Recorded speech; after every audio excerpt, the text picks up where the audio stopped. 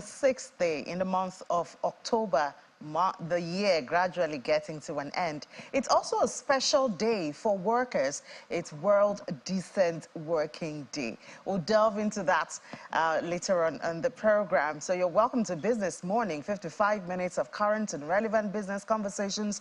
And you only get it here on Business Morning and Channels Television. I'm Imi John Mekwa.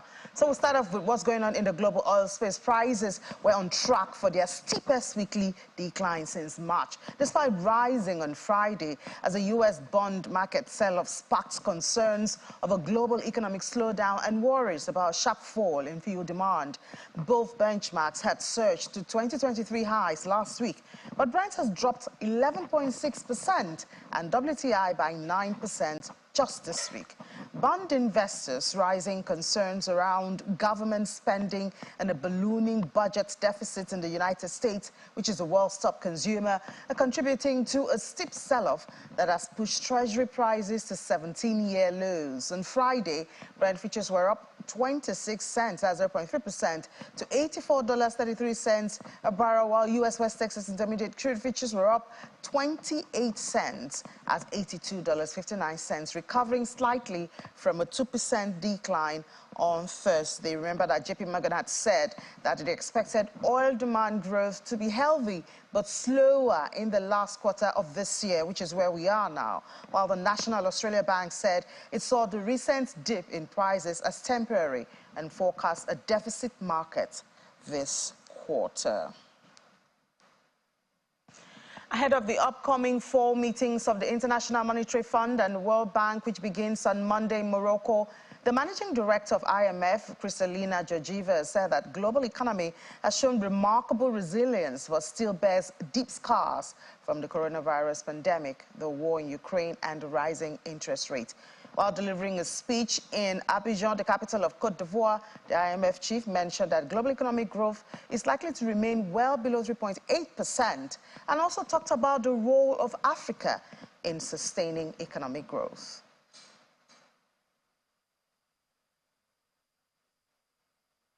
Requires a prosperous Africa. Advanced economies are rapidly aging, but they have abundant capital. The key will be to better connect this capital to Africa's abundant human resources, to inject more dynamism into the current anemic global growth outlook. Africa also makes the strongest case for building economic resilience. The COVID-19 pandemic, Russia's war in Ukraine, climate disasters, the cost of living crisis, political instability, these are the many faces of a shock-prone world. Their impact is most fully on display in Africa, as is the overwhelming necessity to better prepare ourselves for that more shock-prone world. And a prosperous Africa requires maintaining the most important bridge of all, the bridge that connects all countries, the bridge of international cooperation. As people in Abidjan would say, on est ensemble. We are together.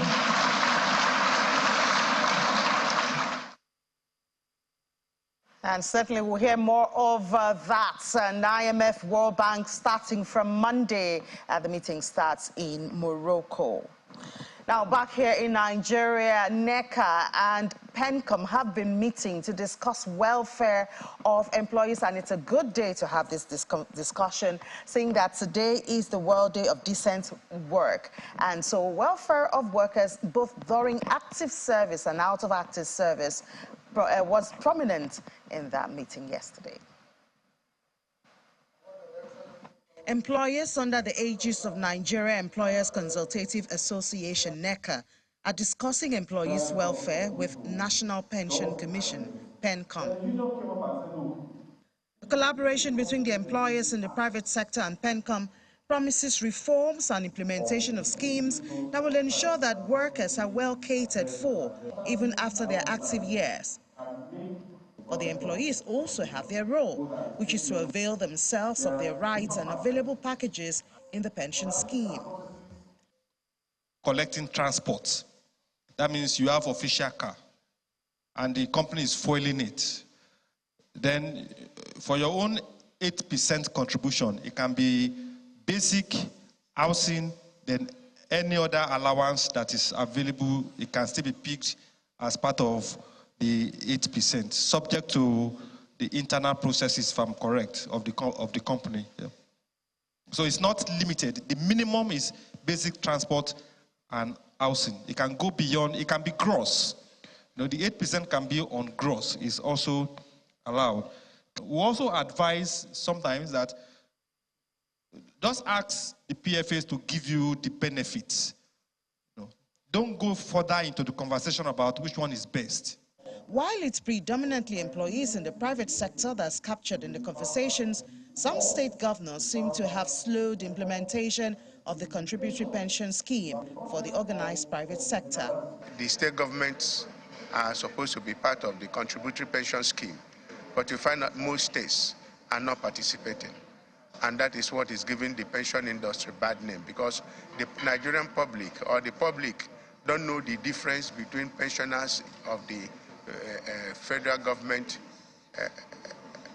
or the pension from the state government. The way forward, now, the employers, we admonish them to try as much as possible to remit whatever they have deducted from the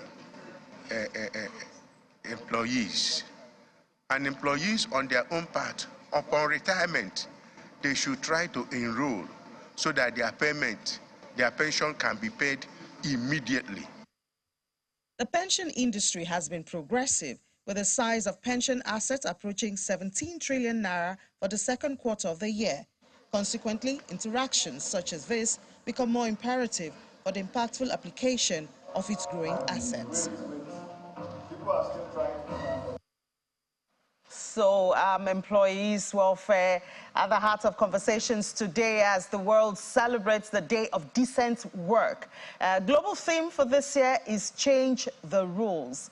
Now, the labor unions in Nigeria have brought it back home to call it Our Voice, Our Strength. Let's discuss this with the director of International Labour Organization for the office in Nigeria, Vanessa Fala. She joins us from our Abuja studio. Thank you so much for your time this morning. Good morning.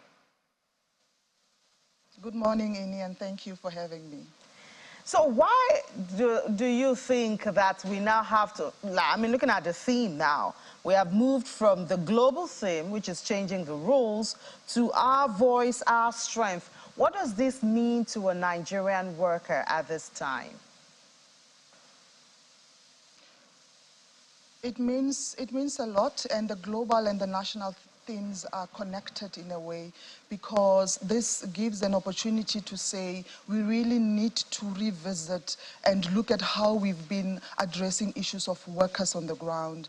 And I think with the leadership of the Nigeria Labour Congress and the kind of work that they've been doing in order to create awareness and to also advocate for the decent work agenda in Nigeria, it means that there is a need to actually have a conversation and a dialogue on some of the achievements of the labor movement, but also what are the challenges and what are the opportunities, and how can we best collaborate in order to better the lives of workers in Nigeria.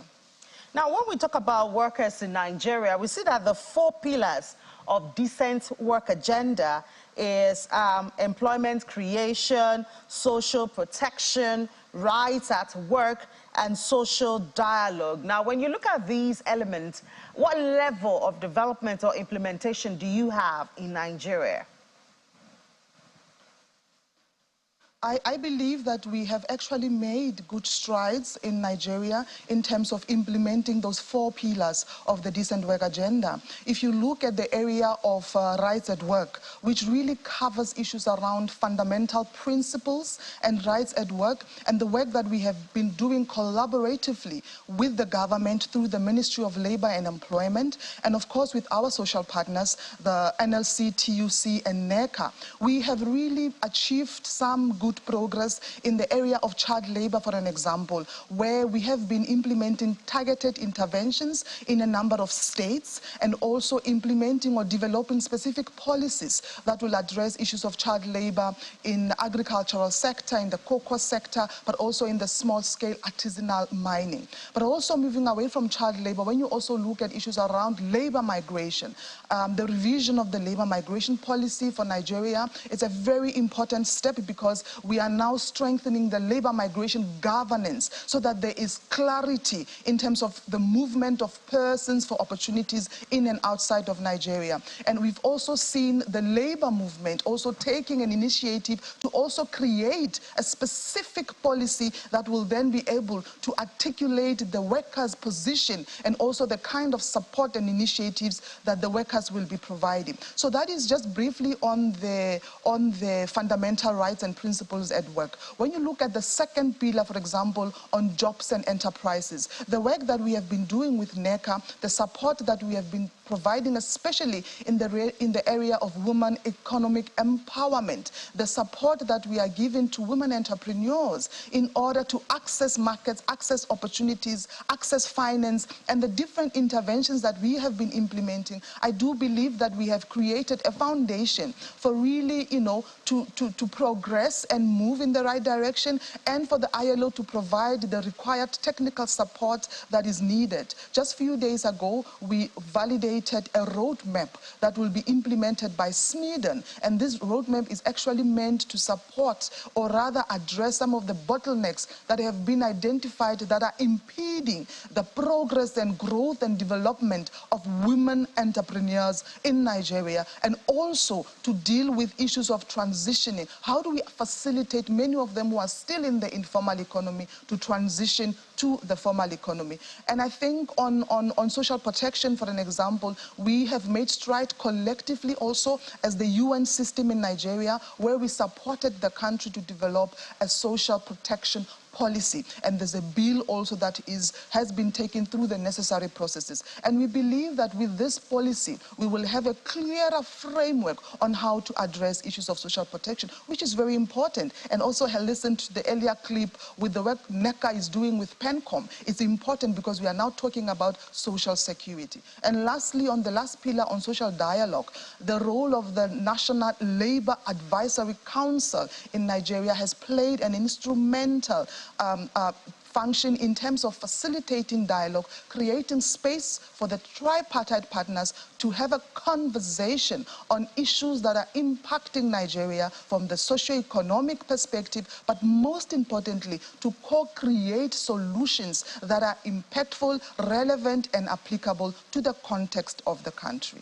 Yeah, a lot of updates there. Very, very full hand you have there. But the issue of labor laws in Nigeria, that hasn't been touched in about 15 years. What areas do you think need to be updated when we're talking about labor laws in the country? Yes, you are right. The issue on the revision of the labor bills have been on the table for quite some time. And I really want to commend the leadership of the Ministry of Labor, because now the revisions have been done.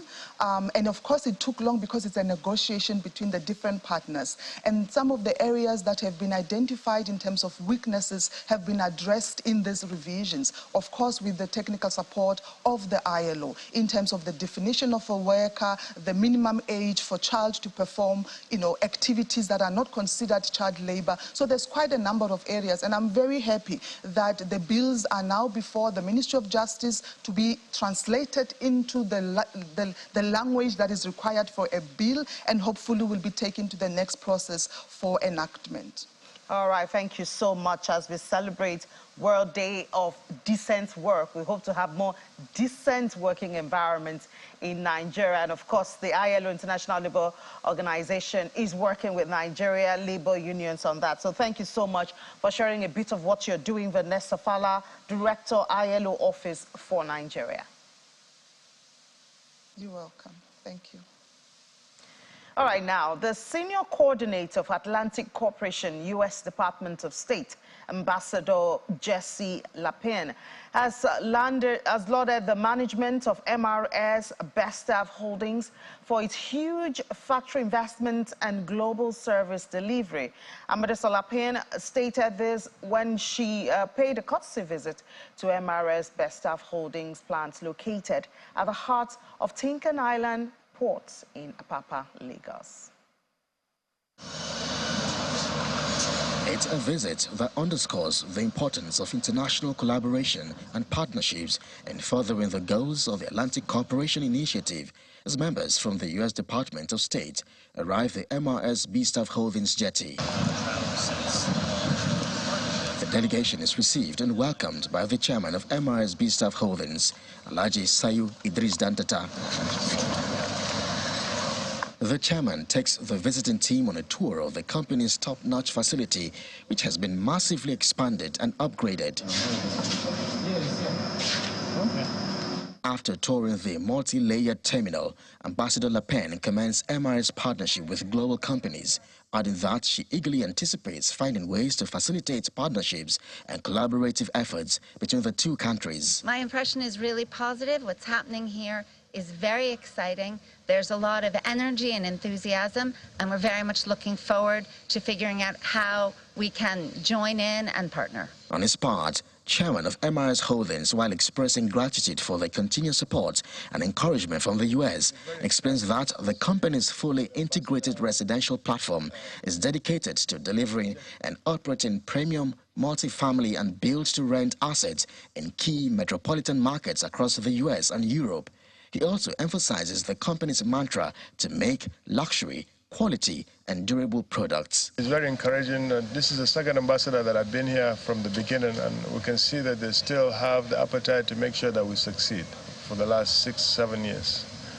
And you've actually visited the factory with us, and you see what we have done for the country. It's a country that, with the seriousness, we can actually take the country to a much brighter future. So that's, I mean, the factories speak for itself. And the product you see in the market, I can tell you the quality that is out there for people to buy and use. MRS Holdings is an African conglomerate in diverse activities focused on capturing the entire value chain in oil trading, shipping, storage, distribution, and retailing. The holdings also creates labels used in many fields like home care, packing for chemicals, pesticides, lubricants, grease drum, PET and HDP bottles, as well as a modern tech approach for infrastructure construction.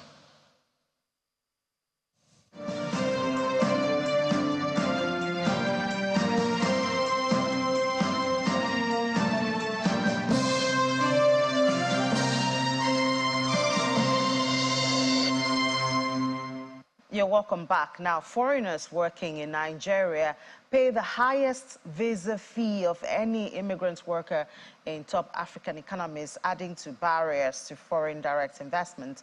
The work visa fee, which is paid annually by foreign nationals working in the country, is at $2,000 following a 100% increase in 2018. And that's higher than $777 charged by South Africa for work visas. It's double the cost of a work permit in Ghana, which is about $1,000 per annum.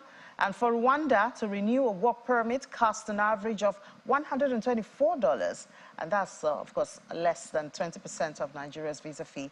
And it's valid for 2 years. Addis Ababa, foreigners pay $1,600 for 2 years. Of course, that's more than double what Nigeria pays.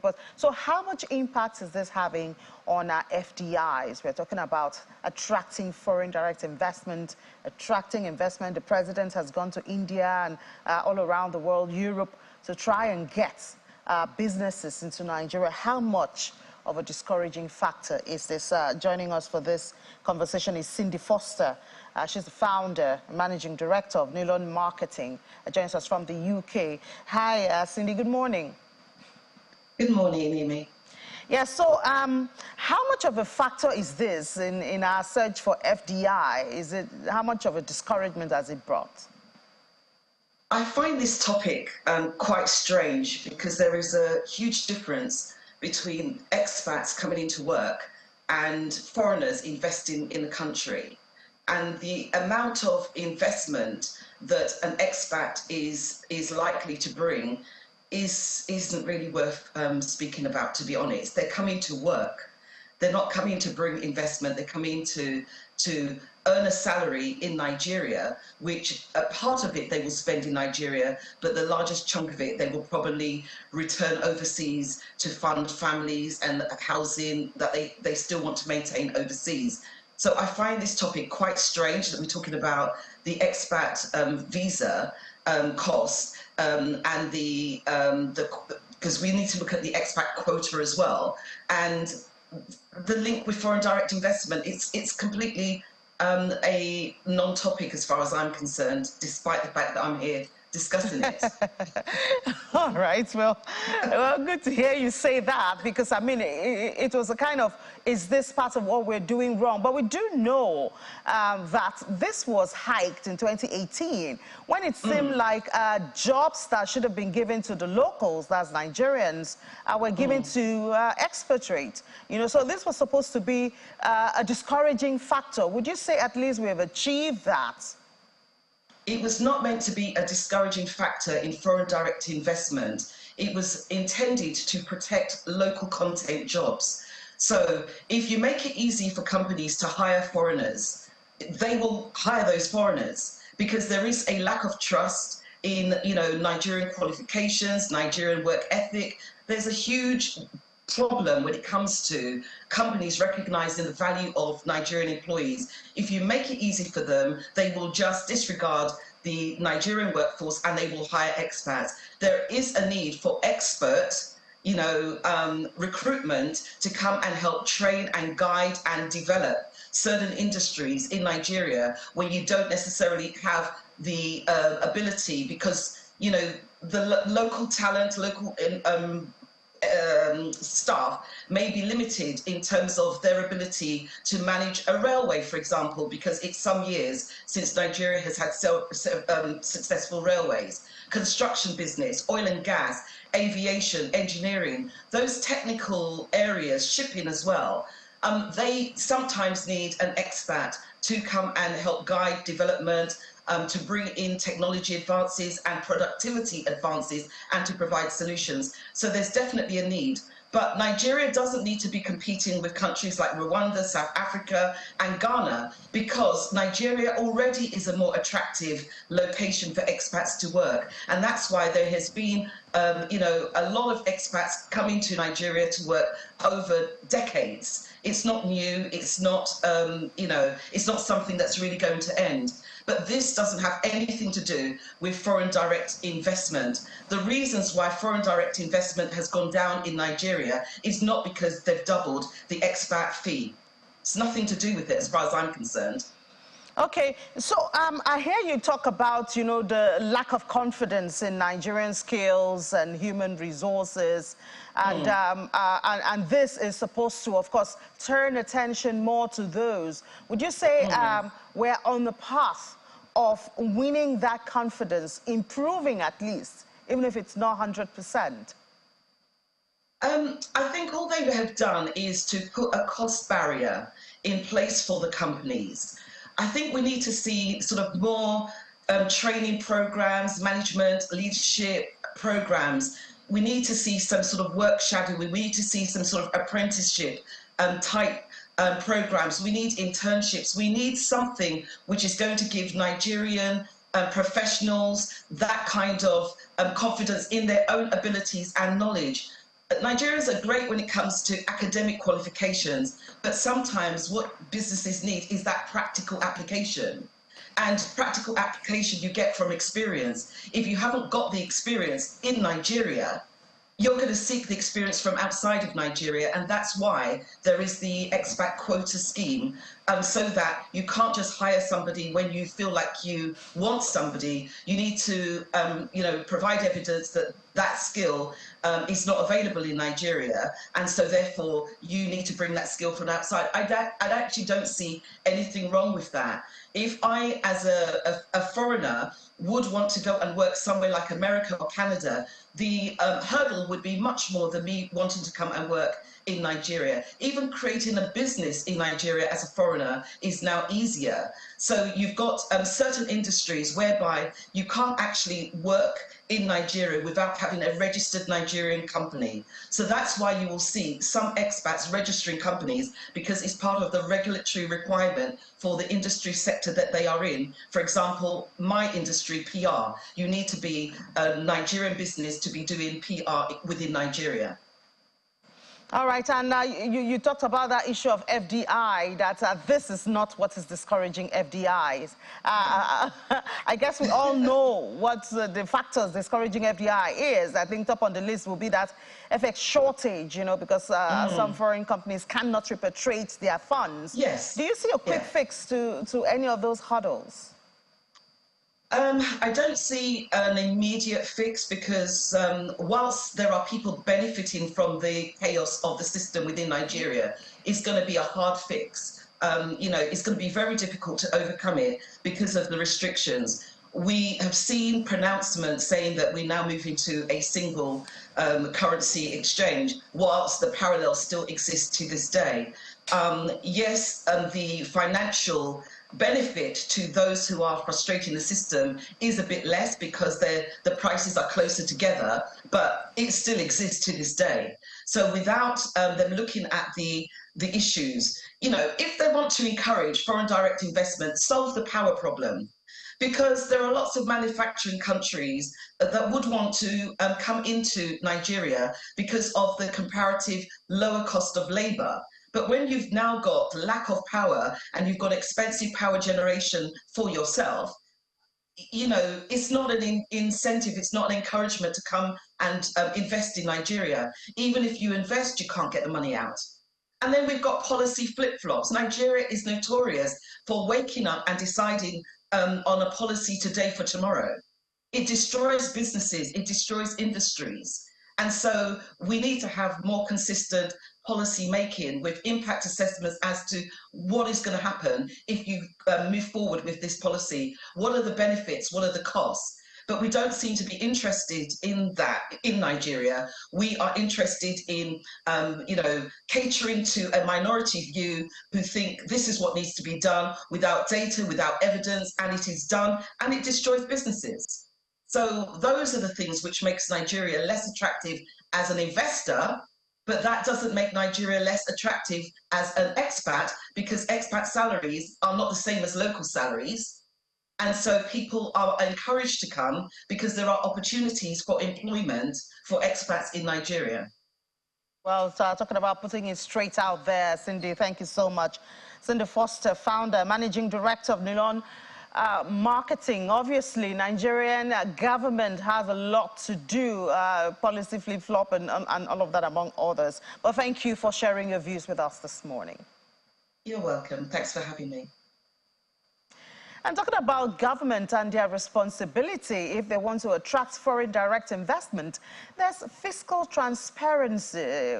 Federal government, state government, and recently budget carried out a research to find out the level of fiscal transparency in states. We have joining us to expose some of the high points of that, the country director of budget, Mr. Gabriel Okeowo, is right here in the studio. Mr. Okeowo, good morning and thank you for your time. Thank you very much, Ini. My pleasure. Yeah, so this is not the first time, obviously, for carrying out this. This is for the second quarter. This is the second time, yeah. This is the second time, yes. And the second quarter, for this year. What are some of your findings? Okay, I think a bit of background is the state fiscal transparency is like a new idea from our organization, and that is not even going into detailed analysis of fiscals. That's just looking at responsibility of government to be transparent, to be open and accountable to its citizens. Can you just be, up to date in terms of information. Where if you have been elected into power, you have been elected into power to act on behalf of the people, and we expect that you should be able to give, feedback to the people that you are serving. And one of the ways to do that is to put out certain documents, certain information that informed us how you are managing the resources of the states and how you are managing our Commonwealth. So have you found state government doing that? Because, I mean, for instance, there's the 5 billion naira that was just given by the federal government. I don't think that's captured in the second quarter. Not yet. Because that just happened. And even this morning in the office, we're having a conversation about it. And people were wondering, okay, so they have been given, I think the last time I heard, they were giving 2 billion out of the 5 billion. What are you using it for? How much of that do you open up to the people? Do they see it? Do they know what you're doing? This money is supposed to be a palliative, to the people of your state. And that's exactly what part of what the State Fiscal Transparency League is about. State Fiscal Transparency League is checking certain documents. It's checking your budget documents, it's checking your budget implementation documents, it's checking your audit report, and it is in all of these documents that we get to see how you have managed all of these resources, either they come as a palliative that you are meant to release to the public, or they come as part of your expenditure for a fiscal year.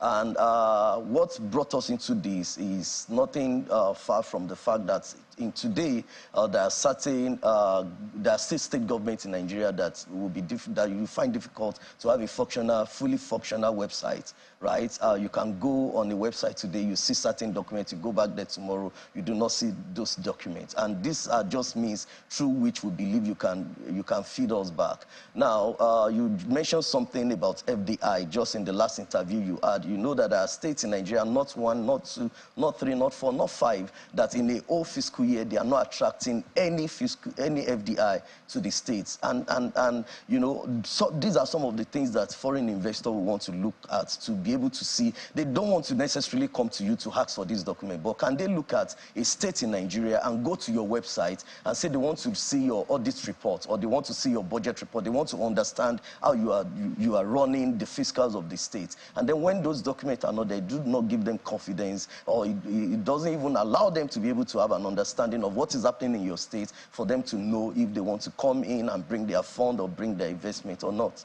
So I know that the first one you did, Lagos State was not in a very good position.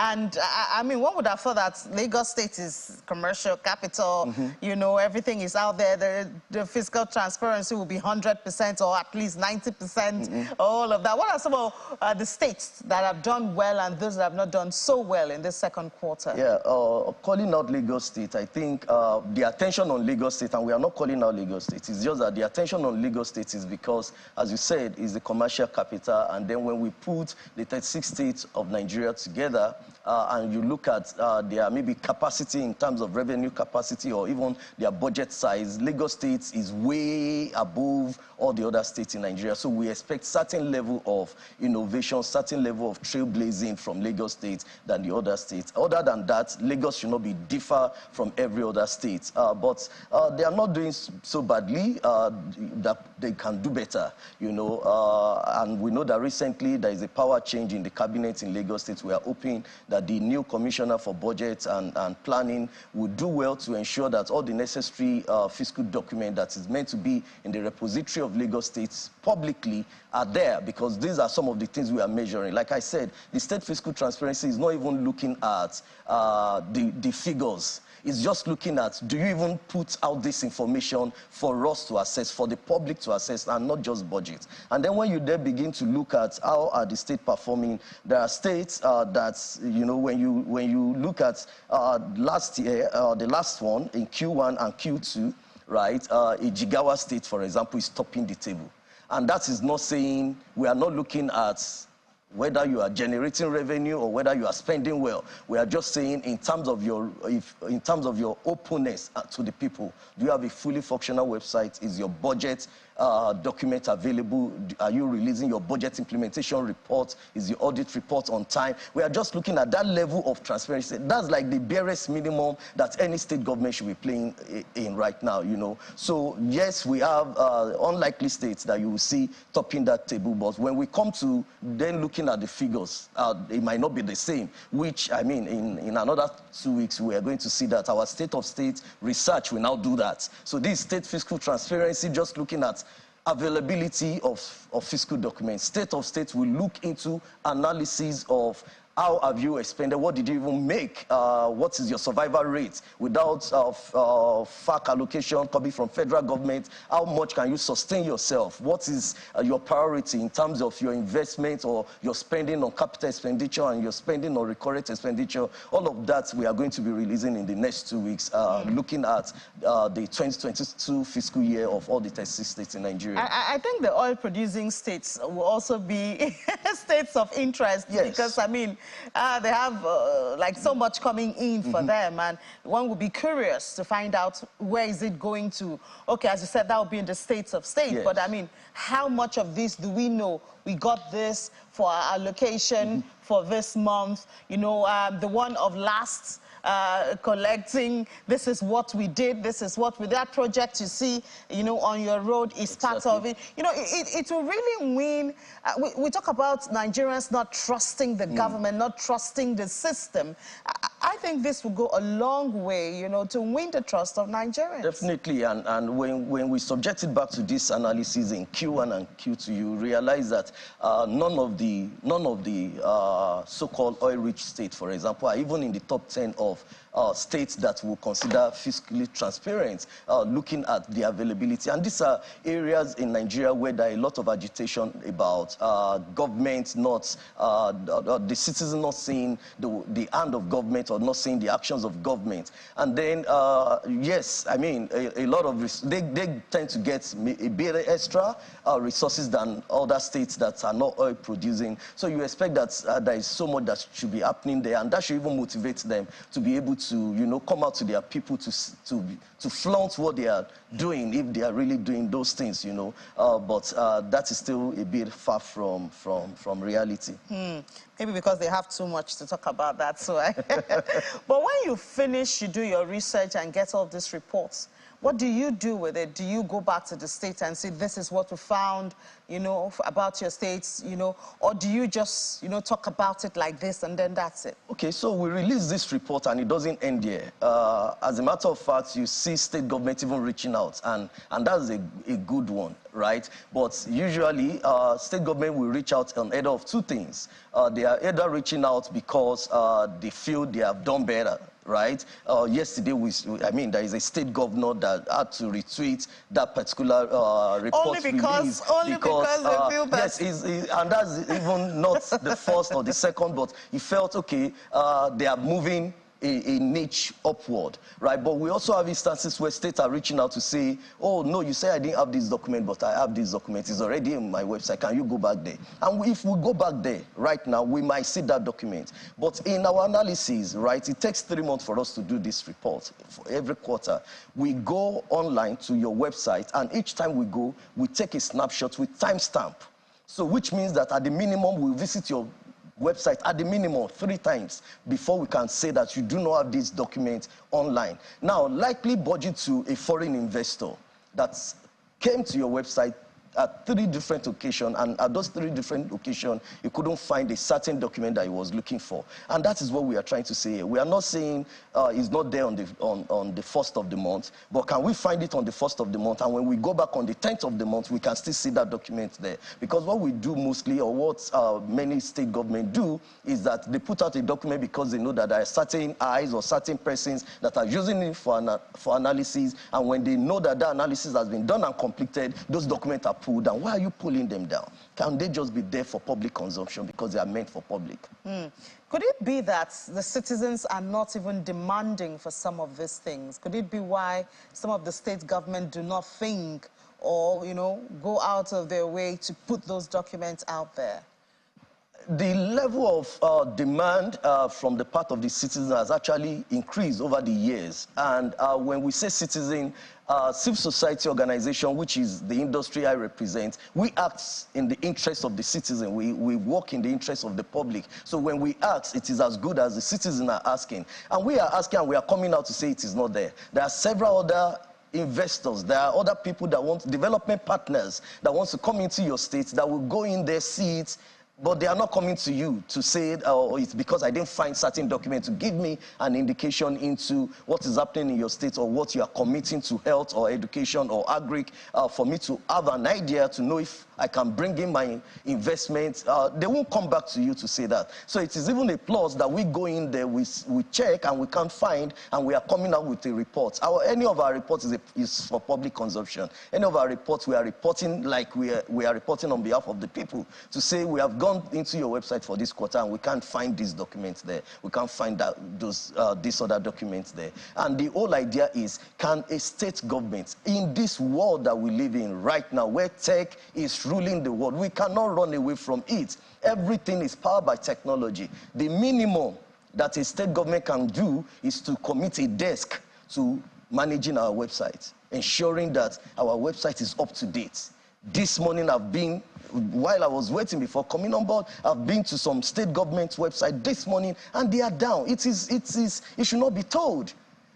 I mean, we all run private businesses. We run, I mean, since I knew Channels TV, I've never had opportunity to go online to check Channels TV, and I didn't find Channels TV online. Why is it possible with a private investment and it's not possible with government?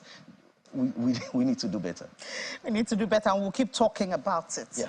Because, I mean, when we look at, for instance, you want to carry out a research or a report on Nigeria, you search for data, and you can even get some data from the United States about Nigeria. Yes. But you don't get our ministries, you don't get data. Sometimes it's really frustrating. And that is what this is meant to forestall. Yes, exactly. that is what this is meant to forestall. And all right. More importantly, in this era that we live in right now, where it looks as if things are really tight, things are difficult, you want to put out information there to keep people informed. Because communication is key. I tell you, I can't wait for your third quarter to see if we will have any state government that will talk about what they did with the 5 billion naira palliative.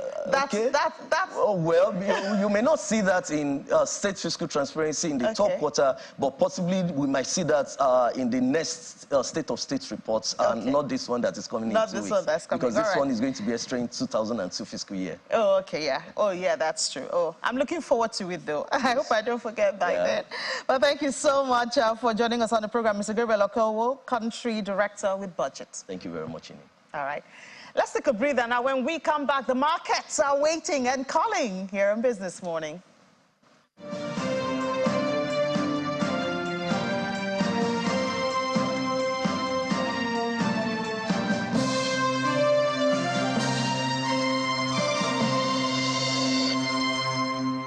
Let's go to the markets now and see how that fared yesterday. I believe we're starting with the NGX in Nigeria.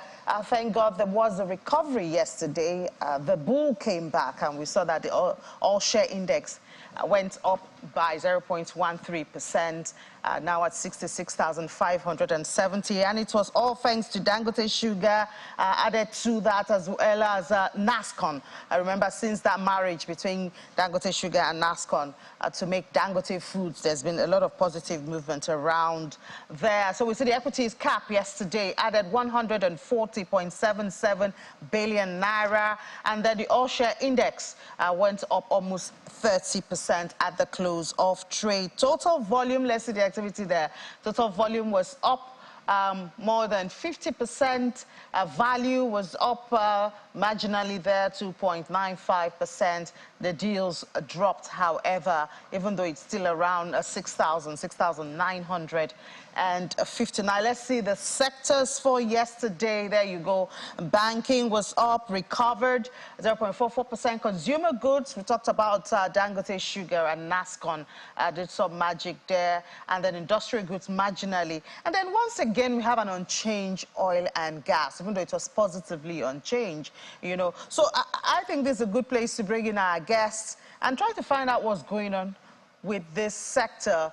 and find out what's going on with the oil and gas, because we've seen it either it's just totally unchanged or it's just slightly. I think O&O had a little bit of movement yesterday. That's why we had it in green, even though it's closed unchanged. The numbers did not really change, you know. So we hope to find that out. I don't know if we have Abiodun on now.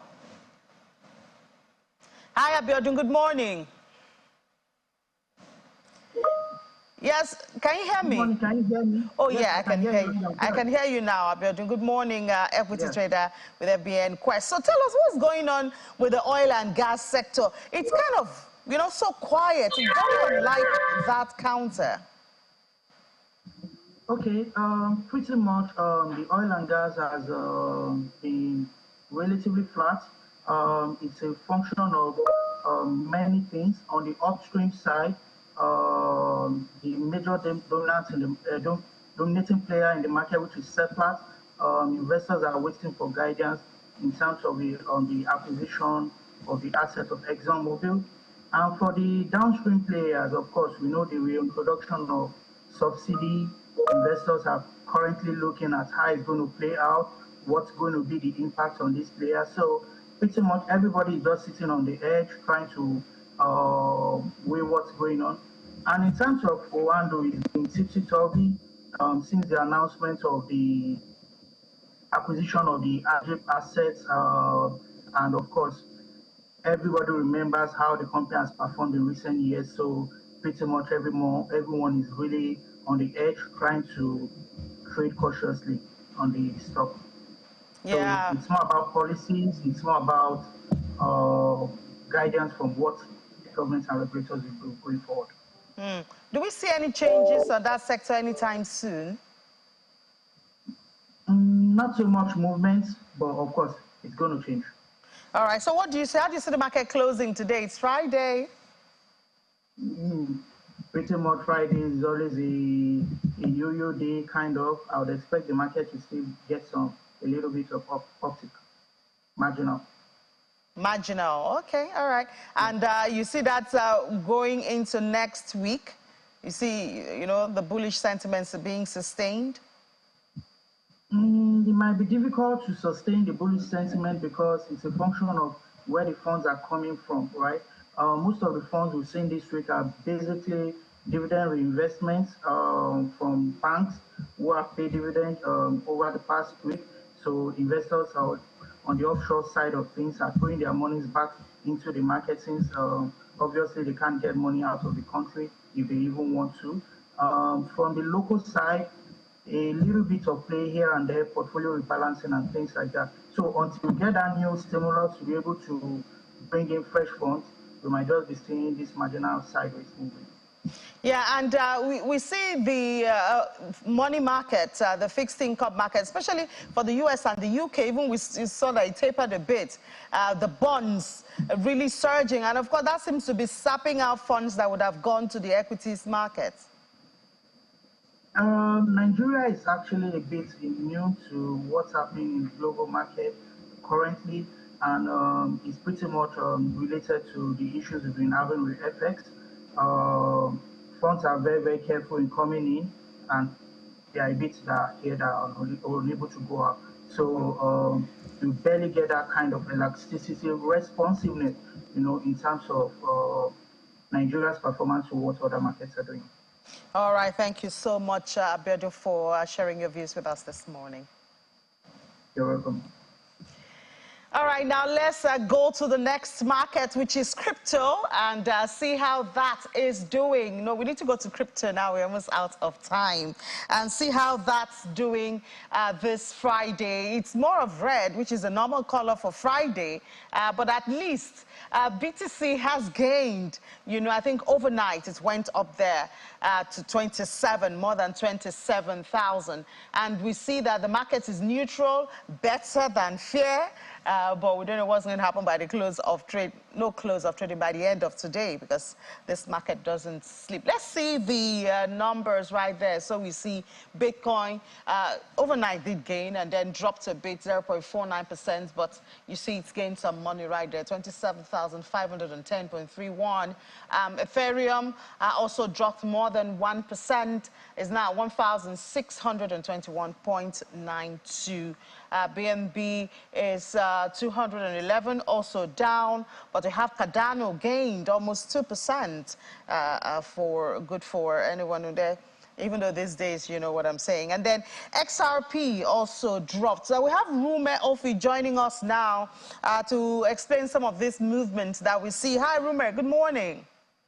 Good morning, Ini. Yeah, so we saw that Bitcoin gained a bit overnight, but this morning it's dropped. Is there any particular thing, or is it just investor sentiment?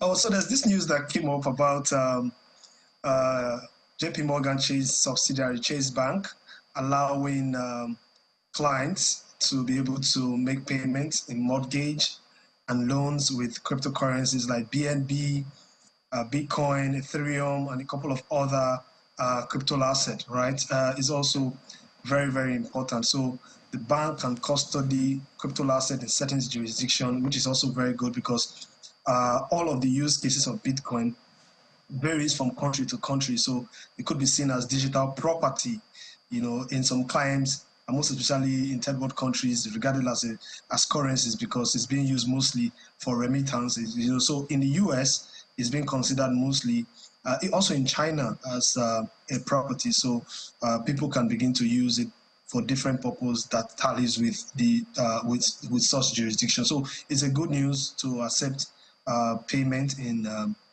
for mortgage and loan over there with that bank. I think the payment processor is the FCF, right there, that will help the Chase Bank to implement such innovation. Yeah, and we have El Salvador also to that list, you know, making good use of Bitcoin. Exactly. El Salvador is even doing absolutely amazing because they're now using their volcano to mine Bitcoin. There's a pool for that. I think it happened this week where they're trying to use renewable energy for volcanoes in that area. So I think we can also do that in our client because we flare gas, so and we have gas in abundance, so we can also use some of those gas to mine digital asset, not necessarily Bitcoin this time, you know. So it now depends on where the knowledge comes in and if the government of the day is willing and able to make that happen. So just a word now, Rume, because we're out of time. Market is neutral now. Where do you see it closing today or at the end of today? Also, I'm going to see a situation whereby this year is going to end. This year has ended bearish, if you ask me, to next year. Thank you. Bearish, okay, that's what it. All right, thank you so much, Rume, and have a great weekend. Thank you very much, Ini. All right, so that's it on the program today. 55 minutes of current and relevant business conversations. I believe it was worth your time. We'll do better next week if today wasn't so good. But remember, you can always watch the program anytime on YouTube, youtube.com/channelsweb, and then look for Business Morning. I'll be back at 1:30 when I'm sure there'll be update from the world of business. I'll give it to you. John McQuarrie. Enjoy the rest of the day.